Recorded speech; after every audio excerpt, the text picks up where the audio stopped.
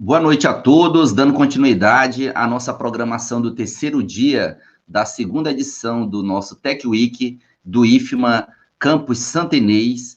Nós iremos, nesse segundo momento, apresentar a nossa segunda palestra, que é Segurança e Proteção de Dados, um tema de extrema importância e relevância, dado que será abordado aspectos da lei sobre a segurança de dados, segurança de informação, tá? Destacando aos nossos alunos, introdutoriamente, que nós teremos uma disciplina de segurança de informação. E os conceitos aqui que serão abordados serão de suma importância para a compreensão posterior, entendendo também que a segurança de dados é uma linha de pesquisa. Por essa razão, nós trouxemos um professor especialista na área, que é o Cleobert, e nós já faremos a apresentação dele, o seu currículo.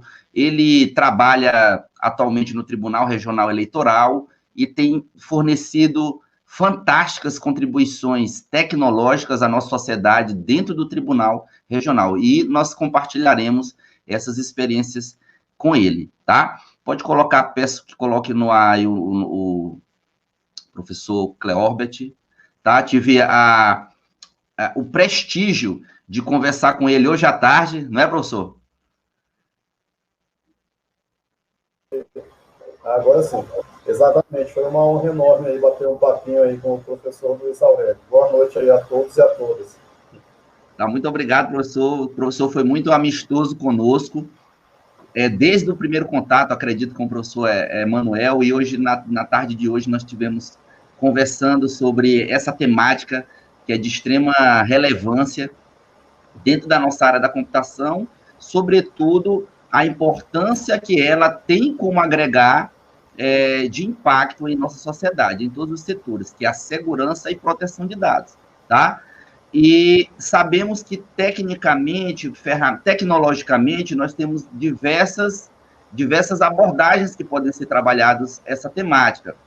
Mas o professor também, ele possui essa especialidade, né, professor, da questão jurídica, tem esse entendimento especializado para que nós possamos compreender melhor o que diz a Lei de Proteção de Dados, né? O profissional da tecnologia não pode se ater tão somente à questão técnica.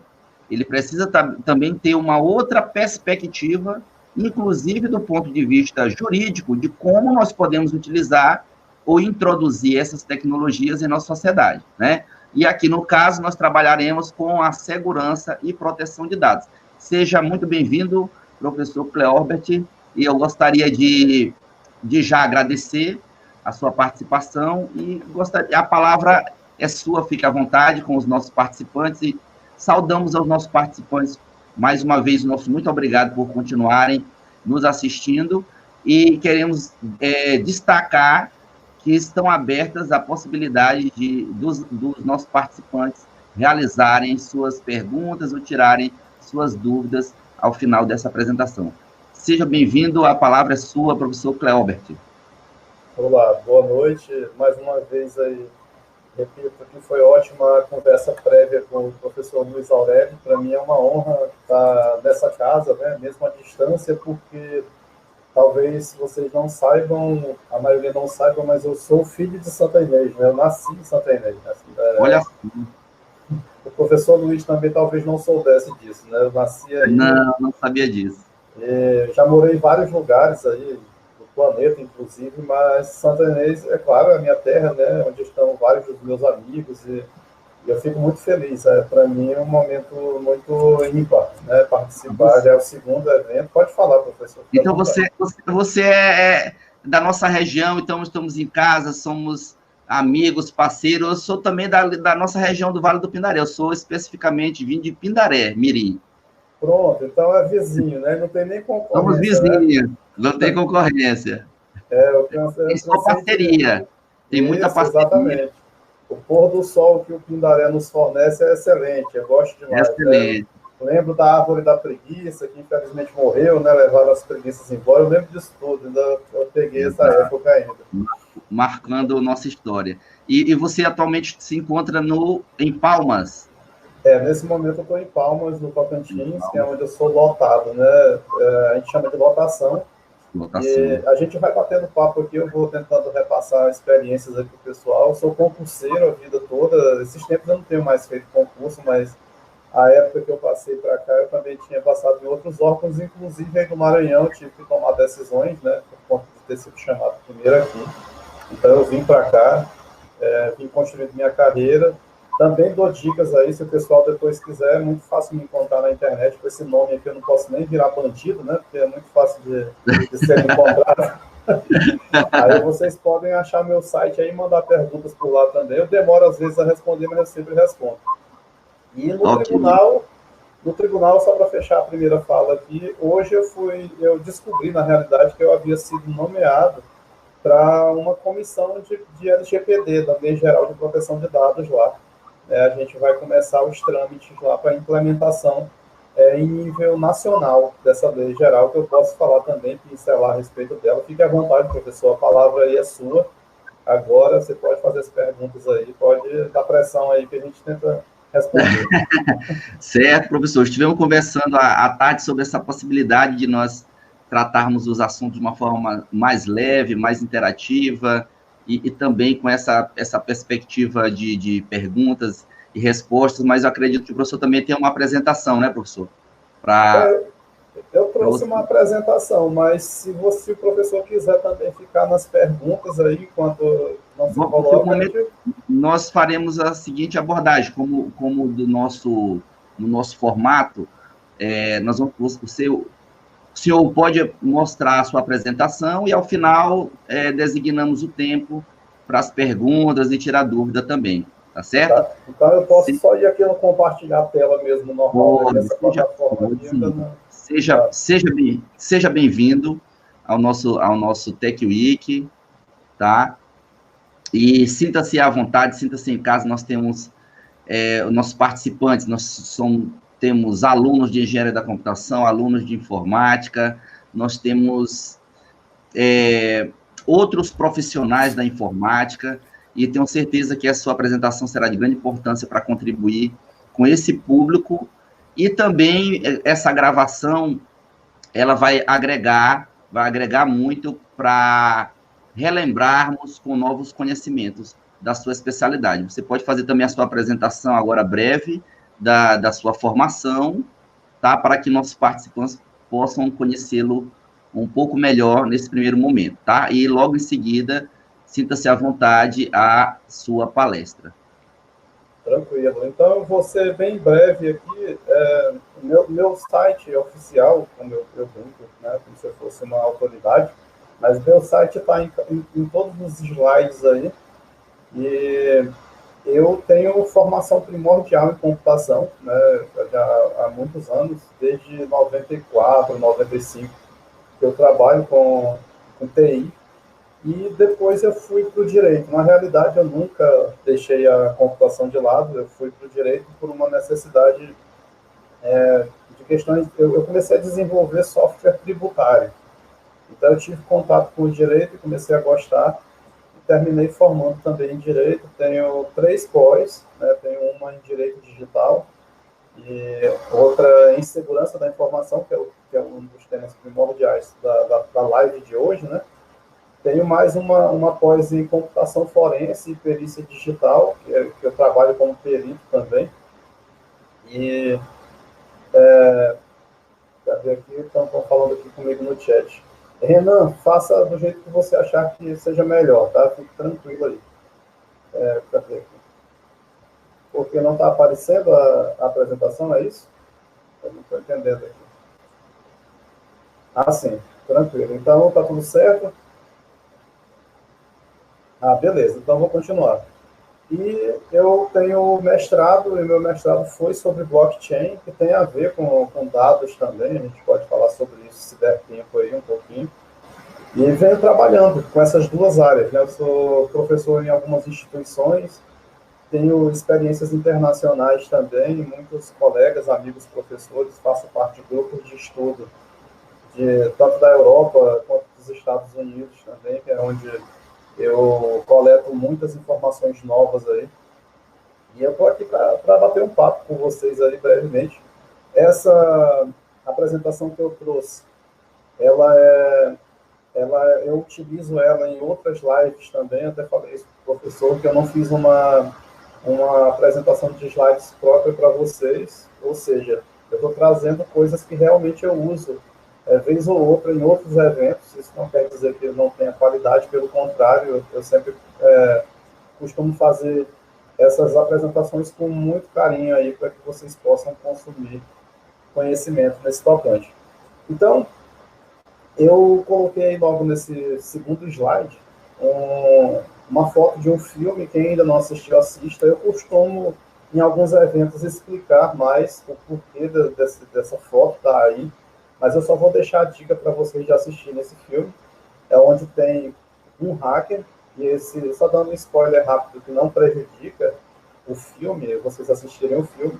Esse hacker, ele só consegue se realizar como ser humano na internet. Ou seja, a vida dele não é muito legal, não é muito aprazível, vamos dizer assim, a vida offline.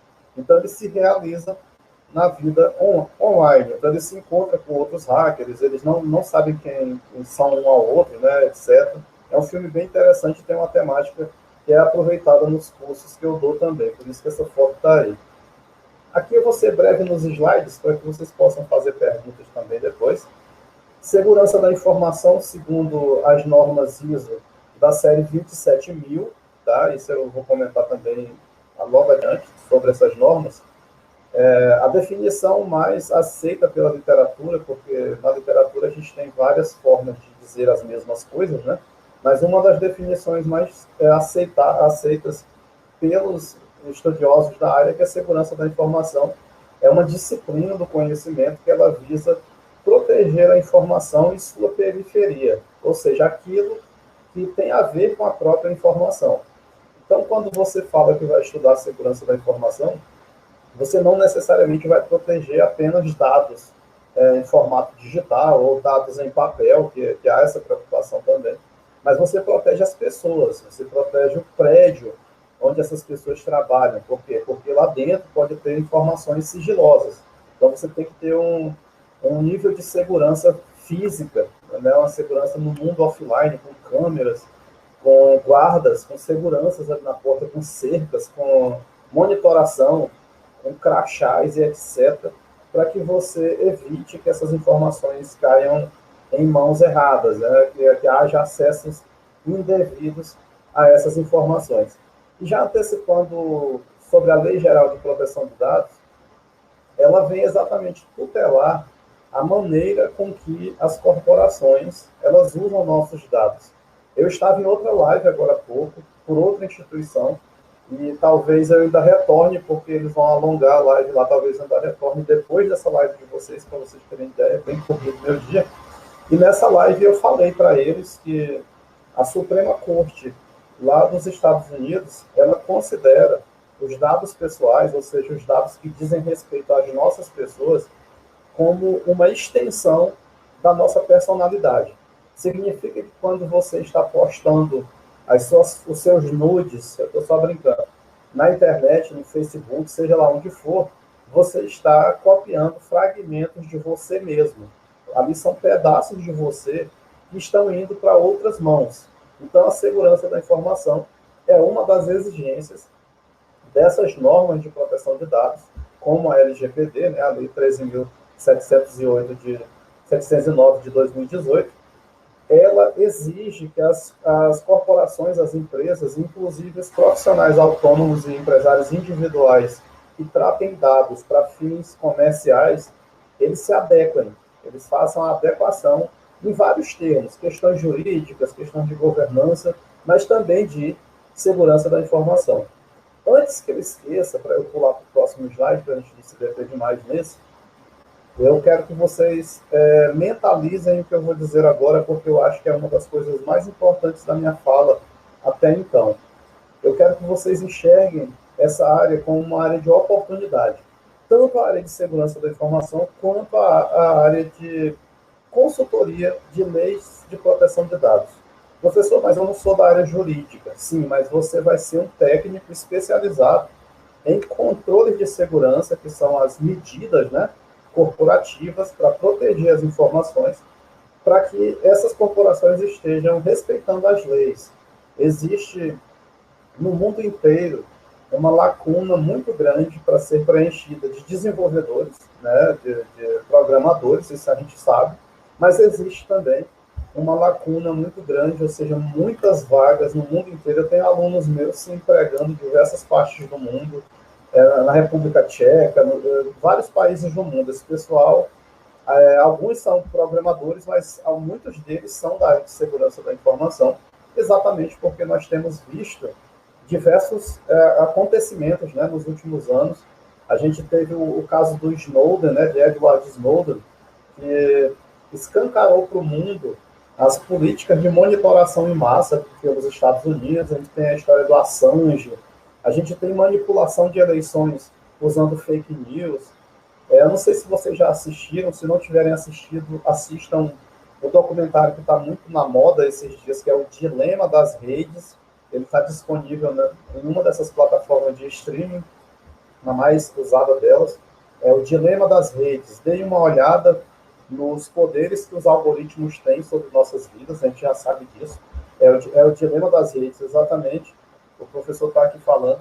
Então, tudo isso tem a ver com segurança da informação, que não se faz segurança apenas da informação, né? E a Lei Geral de Proteção de Dados, uma das exigências dela é que você, sua empresa ou você, como um dentista, como um advogado, etc., você esteja em conformidade, você tenha implementado os controles de segurança, ou seja, as medidas de segurança adequadas para que aquelas informações que você trata, que você armazena, que você visualiza, que você altera, elas estejam seguras.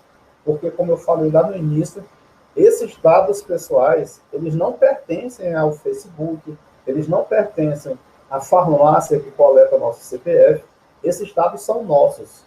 Uma das exigências dessas leis é fazer com que o mundo entenda que quando o professor Cleorbert fornece o CPF dele numa farmácia, ali é um pedaço dele que está indo abastecer bancos de dados ali, data warehouses, e qualquer outra infraestrutura que ali esteja presente. E esse dado me pertence, é um dado que diz respeito à minha pessoa, e ele deve ser mantido de maneira segura nessas corporações, e eu tenho que saber de forma transparente o que é que acontece com esses dados que eu forneço. Esse é outro aspecto, é o princípio da transparência lá da LGPD, da Lei Geral de Proteção de Dados. Aqui tem muitas normas, quem quiser dar um print aí, mas claro, eu passo com o maior prazer esses slides depois para o pessoal da organização, ou para o professor, e o professor compartilha com vocês, alunos, depois. Aqui a gente tem várias normas e leis atinentes, né, ou seja, que dizem respeito à segurança da informação. Essa primeira, a PCI DSS, ela é um padrão que foi criado por uma união das bandeiras de cartão de crédito. Ou seja, as grandes operadoras de cartão de crédito, elas se juntaram e criaram essa norma para que todo aquele que venda usando cartões de crédito tenha que se adequar a essa norma. Então, se vocês forem na internet pesquisarem sobre ela, inclusive encontrarem a própria norma, vocês vão ver uma série de requisitos de segurança que precisam ser atingidos, por exemplo, pelo seu Zé da esquina, nada contra trabalhar na esquina, claro, e ele vende algum produto usando uma infraestrutura que tem a ver com cartão de crédito. Se ele é um intermediário, por exemplo, um serviço de pagamento online que usa cartão de crédito, tem que se adequar à PCI DSS, sob pena de ser descadastrado, né, de sofrer punições, isso para não falar na esfera jurídica, né, porque a gente sabe que pode se responder judicialmente pelas nossas falhas, né, pelas nossas omissões, não é só pelas nossas ações, não. Aí essa segunda, a Health Insurance Portability and Accountability Act, Act no inglês é lei. Essa é uma lei que ela exige segurança dos planos de saúde lá nos Estados Unidos. Na LGPD, os dados são divididos em dois. Tem os dados pessoais, que eu já disse, que são dados que dizem respeito às pessoas, né, aos cidadãos, mas existem um tipo específico de dado lá que ele deve ser mais protegido ainda, que são os dados sensíveis. Os dados sensíveis, a lei elenca, tem vários lá, e um deles é os dados de saúde.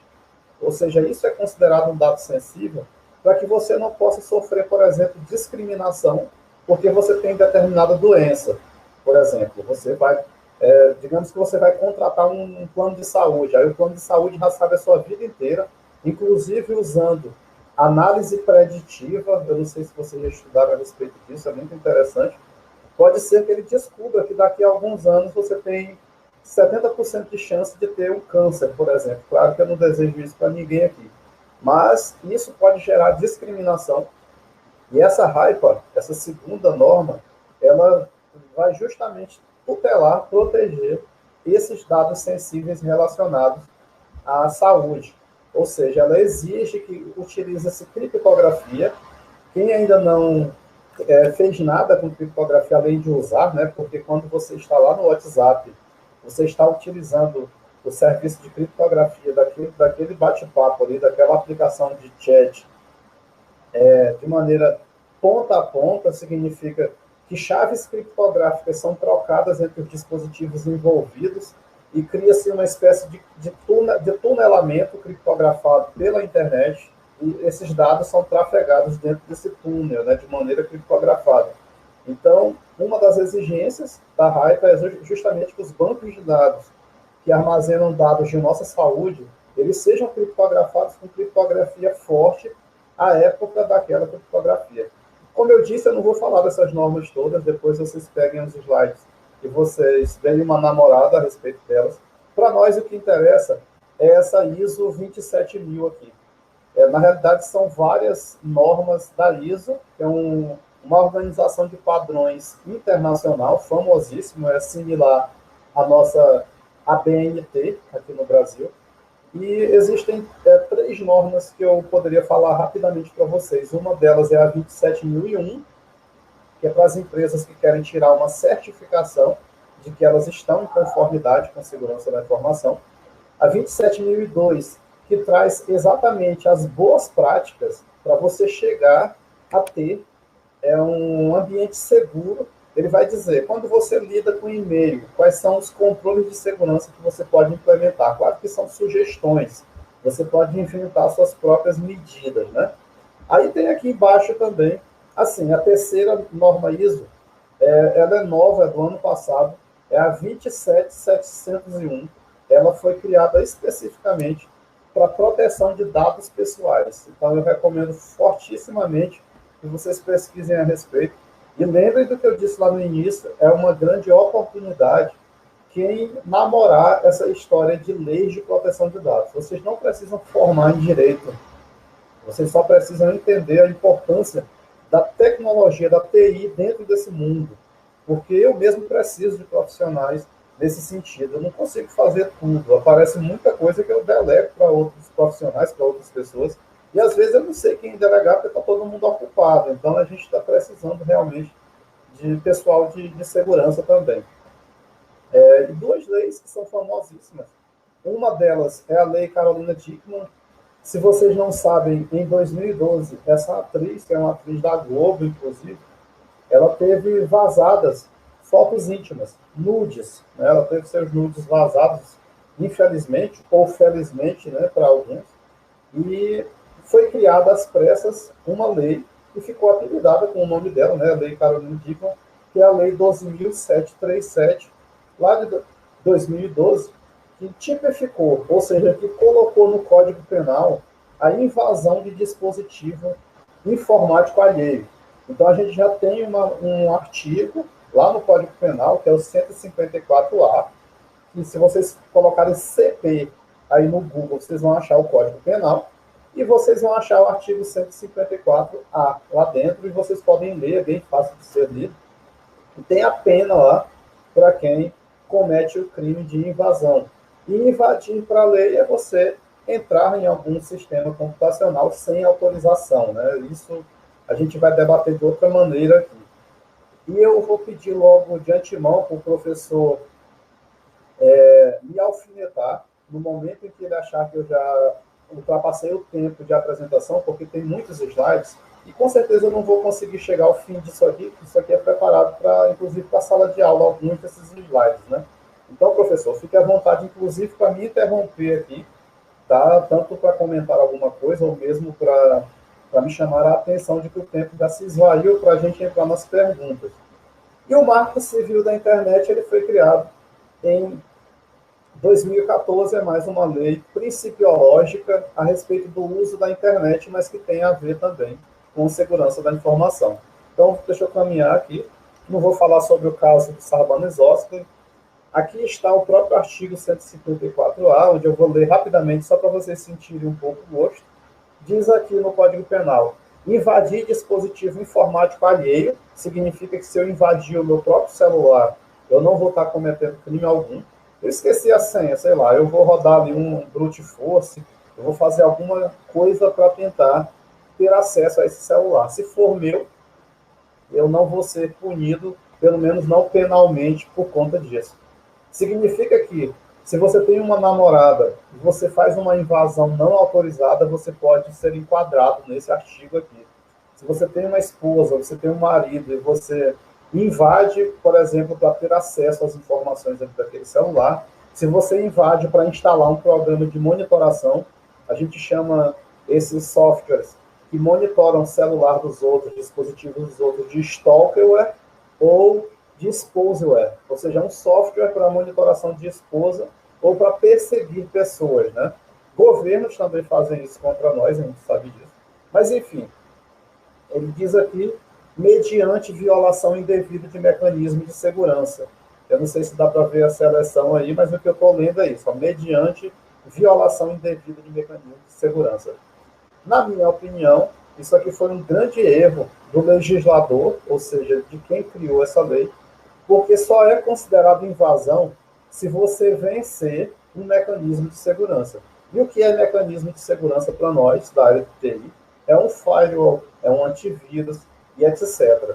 Professor, mas o que está errado? Está errado porque se você tem um sistema operacional e esse sistema operacional ele tem brechas de segurança e você invadir esse dispositivo por meio das brechas, por meio das vulnerabilidades do sistema operacional, você não está violando nenhum mecanismo de segurança. Talvez você nem tenha tido acesso, vamos dizer, você nem tenha sido detectado pelo firewall, ou pelo antivírus, ou pelo anti-malware, seja lá o que for.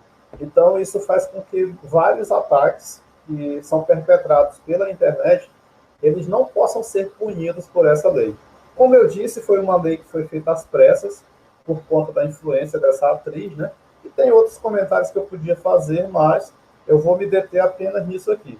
Se o meu celular está em cima da mesa, ele não tem senha, e alguém acessa esse celular, não é considerado também invasão nos moldes desse artigo 154A, exatamente porque você não violou nenhum mecanismo de segurança, não tinha senha nenhuma, não tinha biometria nenhuma e etc. Né? Só para a gente ir namorando direito aí, mas vamos caminhando aqui. Aqui são princípios básicos de segurança da informação que vocês vão encontrar em todas, acredito que em todas as literaturas que falem, pelo menos de maneira mais primordial sobre a segurança da informação, vocês vão encontrar esses princípios e outros. Esses aqui são os mais famosos, os mais debatidos, mas existem outros também que eu não vou me deter aqui por conta do tempo. O princípio da confidencialidade é o que tutela o sigilo das informações. Eu disse para vocês que a HIPAA, aquela norma lá dos Estados Unidos, ela exige que os dados de saúde, por exemplo, das pessoas, né, de pacientes, fiquem em bancos de dados criptografados, monitorado o acesso. Né? Eu esqueci de dizer isso, mas o acesso tem que ser monitorado. Eu preciso saber por que alguém tem que acessar aquele dado, o que ele vai fazer com esse acesso, se essa pessoa é um médico, ou seja, tem que ter uma fundamentação para ela acessar. Se alguém acessa esses dados lá nesse banco de dados sem autorização, está sendo ferido ali o princípio da confidencialidade, que é um dos pilares básicos de segurança da informação, para que você proteja as informações sobre o viés do sigilo, como eu falei. Se você está transitando um dado em rede, numa Wi-Fi ou numa rede cabeada, e tem algum cidadão ali com um sniffer, com algum software de monitoração de rede, por exemplo, e ele ficar coletando aquelas informações não criptografadas ali trafegadas, também está sendo ferido o princípio da confidencialidade em relação àqueles dados em trânsito. Se alguém invade o dispositivo, a gente viu agora que tem no Código Penal sobre isso, e acessa informações sem autorização, também está ferindo a confidencialidade. Agora, se eu altero de maneira indevida as informações, eu vou para o segundo princípio, que é o princípio da integridade. Eu, além de ter acesso, o que já fere a confidencialidade, eu também altero, sem autorização, uma informação. Então, isso fere esse princípio da integridade. E só dando uma dica para as aulas de vocês, que vocês terão de segurança da informação, a criptografia protege as informações segundo esses dois princípios. A criptografia, ela pode gerar confidencialidade e ela pode gerar integridade dos dados, por exemplo, usando funções hash. Vocês vão entender isso depois, eu gostaria de explicar isso aqui. Mas o que interessa é que a criptografia, ela tanto gera integridade quanto ela gera confidencialidade. Significa que a criptografia é uma das medidas de segurança para você alcançar a segurança da informação. É uma contramedida ou um controle de segurança, que assim também é chamado nessas normas de segurança da informação. E a disponibilidade. Algo estar disponível é algo que, quando eu preciso, aquilo está ali, disponível, né, como eu falei. Então, o princípio da disponibilidade, ele versa que a informação esteja ali presente quando necessário para quem for autorizado. Significa que, se a dona Maria, nada contra as donas Maria, até porque minha mãe se chama Maria, eu estou fornecendo dados pessoais para vocês aqui de graça, né? Mas digamos que a dona Maria, ela está varrendo o data center do IFMA, só estou dando um exemplo aqui bem na maionese, né? E ela, sem querer, com a vassoura dela, ela puxa os cabos de força e ela desliga um servidor XYZ daquela rede. Vários serviços, como a intranet, por exemplo, podem ficar inoperantes, ou seja, eles estão fora do ar, né, como se fala no popular. Significa que o princípio da disponibilidade foi ferido. Aquelas informações, elas não estão disponíveis naquele momento. Existem ataques, como ataques de negação de serviço, que são feitos via internet, quando várias requisições, milhares de requisições, são feitas para o mesmo serviço online, e esse serviço online recebe tantas requisições que ele se inunda de pedidos de resposta, ele passa a não responder os próximos. Ou seja, eu tinha memória suficiente para responder simultaneamente, digamos, 100 mil pedidos de acesso aos meus serviços. Aí, a partir do 100.001, eu já não consigo mais responder. Por isso que chama-se ataque de negação de serviço. Eu começo a ficar fora do ar para aquelas outras pessoas que tentam acessar meus serviços. Isso também é um ataque que fere a disponibilidade. E para a disponibilidade, infelizmente, a criptografia ela não protege. Você ter dados criptografados ou usar funções de hash, nada vai adiantar se alguém tira o seu serviço do ar, né? É isso que eu quero dizer. Então, vamos caminhando aqui. Deixa eu ver se eu chego nas partes mais tranquilas. Vou ser muito rápido aqui.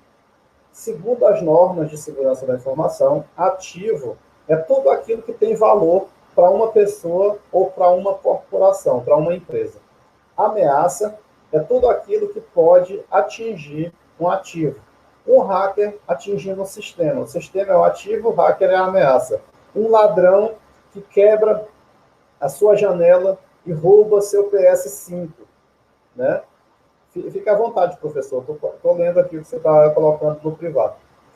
Um ladrão que rouba seu PlayStation 5. O seu PlayStation 5 é o ativo e o ladrão é a ameaça. Vulnerabilidade são falhas presentes nos ativos.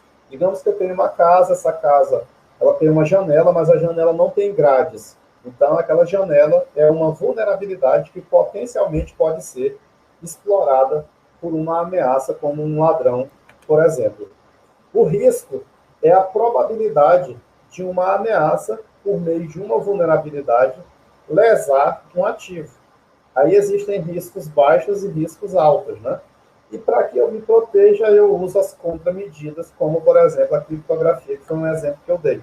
No caso da janela, eu colocaria ali uma grade de metal, seria um controle de segurança, que é a mesma coisa de contramedida. O professor está dizendo aqui que vai fazer uma pergunta. Tudo bem. Beleza, eu vou responder. Eu já li aqui, professor. Fique à vontade, ao final da apresentação eu respondo sim. Existem white hats, que são hackers éticos, que são pessoas que trabalham no lado branco da força, são jedis. Esse povo, eles trabalham de maneira altruísta, voluntária ou contratados. Eu trabalho de maneira contratada. Eu não me considero um hacker no sentido dos cientistas, os caras que realmente são muito bons na área, né? Eu sou analista de segurança, tenho essa humildade para falar para vocês, e um professor de segurança da informação também. E, perfeito, professor, estou acompanhando aqui.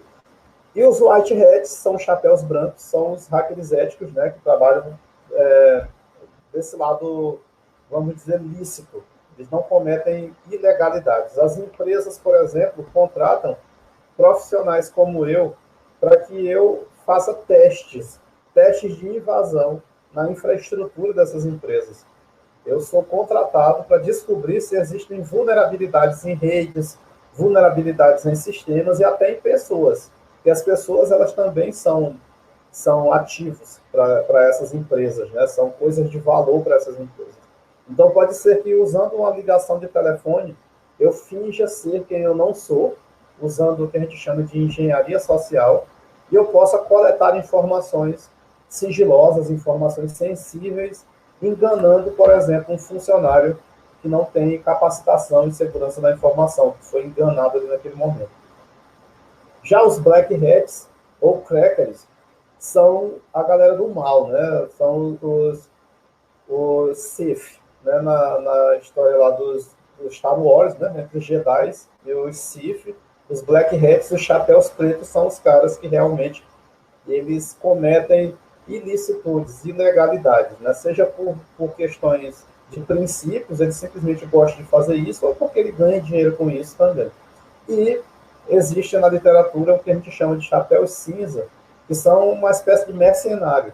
Às vezes, um white hat, um chapéu branco, ele descobre uma vulnerabilidade numa empresa, aí ele liga para a empresa cobrando um valor X para ele informar qual é a vulnerabilidade. Se a empresa não pagar, ou ele invade, ou ele coloca isso na internet. Então, eles ficam em cima do muro. Eles podem, em um momento, agir como chapéus brancos, ou em outro momento, como chapéus pretos, né, ou pretos. E aqui eu falo sobre a área que eu trabalho, né, que é pentesting. Na realidade, esses últimos meses eu não tenho feito muitos pentests, eu tenho trabalhado mais com perícia, mas eu gosto muito de pentesting também, que é o teste de invasão, o teste de penetração, diz aí, né? É a simulação de ataques reais para você identificar riscos associados a vulnerabilidades. Aí, observação, os pentesters não somente descobrem as falhas, né, as vulnerabilidades, mas eles também as exploram para identificar quais ganhos seriam atingidos por potenciais atacantes em caso de sucesso na invasão. Traduzindo em miúdas, o pentester, que é esse profissional, ele é um hacker também, só que ele é um hacker do bem e ele é contratado pelas empresas para fazer testes de invasão. Para quê? Para que a empresa possa se proteger dos hackers de verdade. Então, a empresa tem um banco de dados, ela tem um site na internet, ela tem um sistema que roda lá dentro da empresa. Ela contrata esses profissionais para fazer ali um pente fino para tentar descobrir se existem falhas e, se existir, esse pentest vai dizer para a empresa quais são essas falhas e a empresa vai implementar controles de segurança, ou seja, medidas de segurança para evitar invasões reais, né? Que outras pessoas invadam a sua infraestrutura. E o que é que faz um pentester? Né? Ele descobre vulnerabilidades relacionadas a um monte de coisas, eu coloquei só algumas aqui. Zero Day é quando existe uma falha que ainda o próprio dono do ativo ainda não sabe que existe. Digamos que eu descubro hoje uma falha no Facebook, por exemplo, onde eu posso acessar o perfil de outra pessoa. Se o Facebook ainda não sabe que existe essa falha, a gente chama isso de falha do dia zero. Significa que somente quando o Facebook descobrir que existe aquela falha, ele vai criar uma solução para fechar aquela brecha de segurança. Então, os pentesters podem descobrir zero days também. Injection é quando você manda informações para um alvo e essas informações podem manipular um alvo remoto, por exemplo, um alvo local. Nas aulas que eu dou, geralmente ao final da aula a gente faz uma invasão. Só que eu faço uma invasão, ou eu faço em serviços online próprios para isso, ou eu faço em países que não têm o crime de invasão ainda tipificado. Tá? Isso é bem sensível, porque eu tenho que ter muito cuidado para não fazer coisas erradas, né? Mas eu faço esses testes e um dos ataques que eu gosto de fazer, geralmente, com o pessoal iniciante, é exatamente a injeção. E existem injeções, são envios, né, de código, vamos dizer, de informações para alvos, frente a bancos de dados, frente a arquivos XML, a infraestrutura de configuração de serviços na internet, um monte de injeções aí. O professor diz aqui, beleza, estou lendo aqui, professor, já estou me preparando para essas perguntas. Em engenharia social, eu peço que vocês leiam a respeito. Na realidade, todos esses tópicos que aparecem aqui na tela, é interessante que depois vocês deem uma lida a respeito, porque não dá para eu aprofundar demais numa live como essa. Engenharia social, vamos dizer que é a arte de manipular, é a arte de enganar. Como eu disse, ainda há pouco eu dei um exemplo que eu posso ligar para uma empresa fingindo ser o chefe de alguém, ou então mandando um e-mail para essa pessoa, fingindo ser quem eu não sou, né, para obter ali uma resposta daquela pessoa, que pode ser uma informação sensível, ou eu posso manipulá-la para ela ter um comportamento que eu quero. A engenharia social, ela de longe, é o ataque mais utilizado pelos crackers no mundo inteiro, porque ela mexe exatamente com o fator mais frágil em todas as corporações, que é o ser humano. Então, é mais fácil você enganar um ser humano do que você, por exemplo, invadir um servidor de rede, em determinados casos, claro. Estou dando aqui só um exemplo.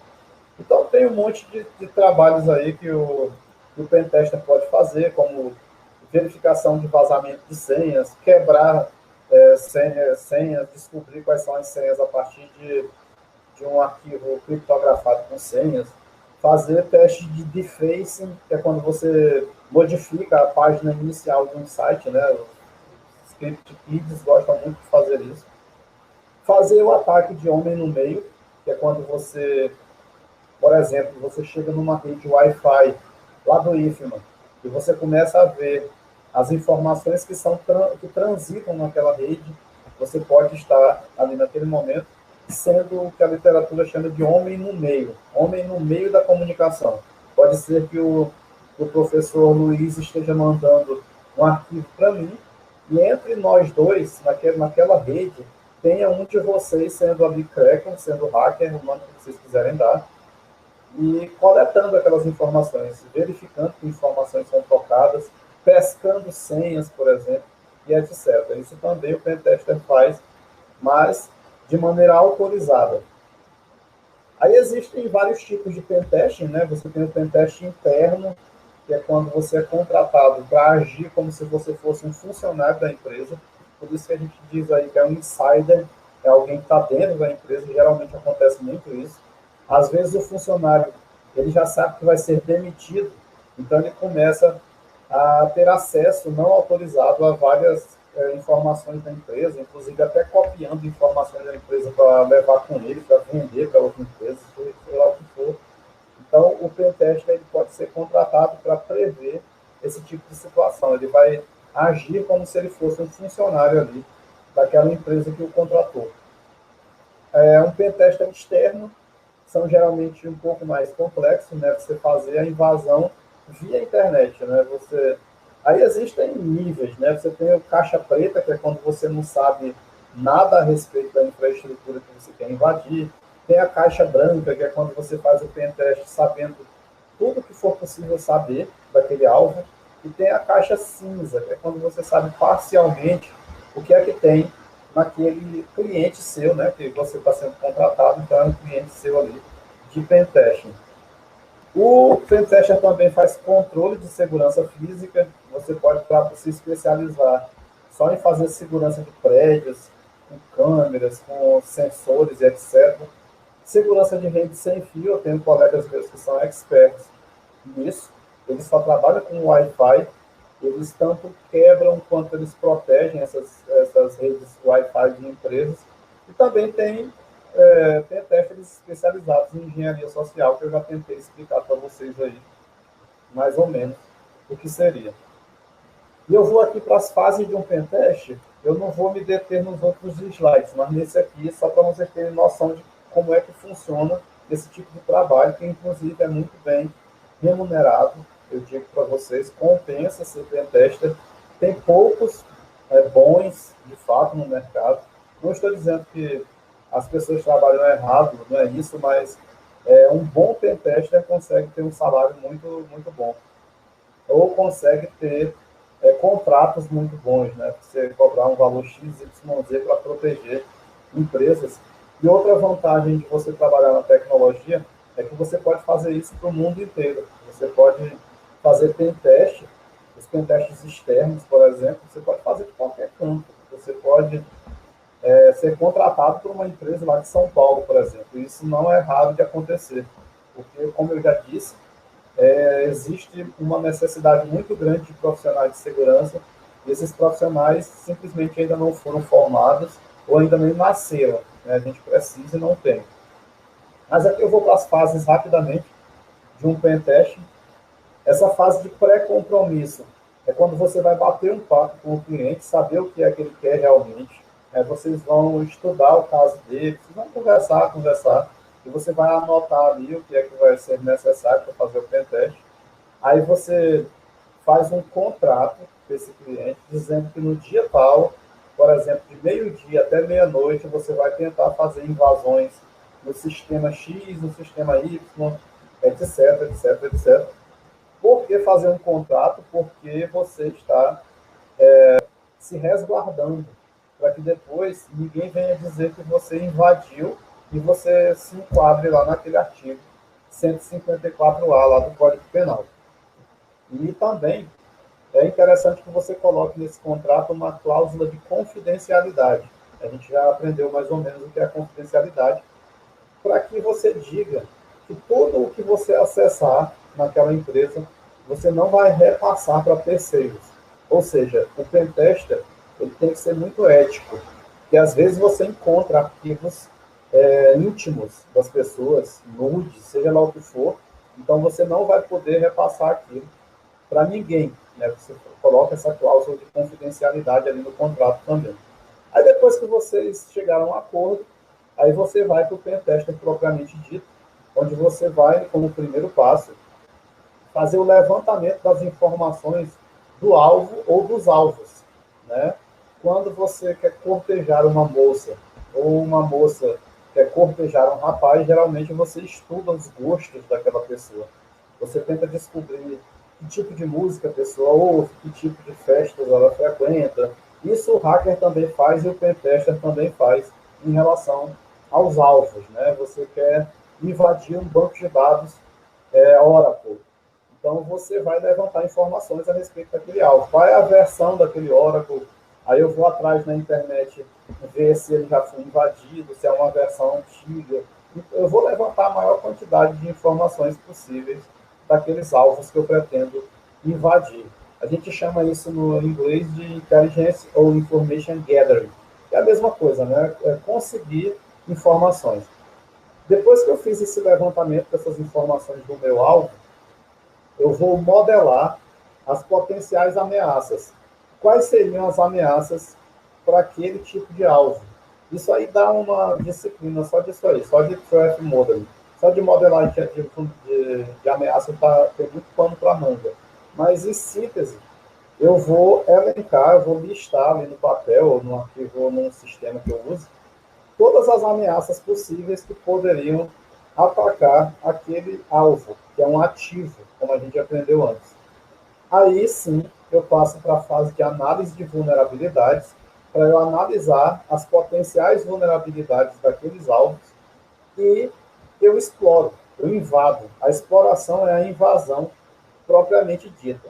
Beleza, professor, já está dentro dos meus planos aqui o tempo. A exploitation, ou exploração, é quando realmente eu invado aquele banco de dados, eu invado aquele servidor web e etc., um dispositivo, seja um celular, um tablet, um computador, seja lá o que for. E depois disso, tem a fase de pós-exploração. Eu vou fazer um levantamento do que é que acontece depois que eu invado. Será que eu alterei arquivos de log? Será que eu causei impacto naquela infraestrutura? Tudo isso eu vou anotar, eu vou criar um relatório, que é esse último passo, fazer um relatório onde vai constar tudo que eu fiz de maneira inteligível, de maneira simples, para o meu cliente que não é da TI, ele entender. Na data tal, eu descobri que o seu banco de dados de recursos humanos ele tem uma falha grave XYZ. Eu a invadi e com isso causou impacto tal. A partir disso, a gente precisa fechar essa vulnerabilidade. E a gente fecha dessa maneira, assim, assim, assado. Fechando minha fala, está aí o site de onde eu tirei várias dessas informações, que é o penteststandard.org. Dei um pulo lá. Eu vou passar os slides na íntegra, o professor passar para vocês, tem mais informações para frente, mas para a live, isso aqui está em bom tamanho, só para dar um gosto aí para vocês de como trabalha um hacker do bem, como trabalha um hacker ético. Professor, fique à vontade para retornar aí para a fala. Obrigado.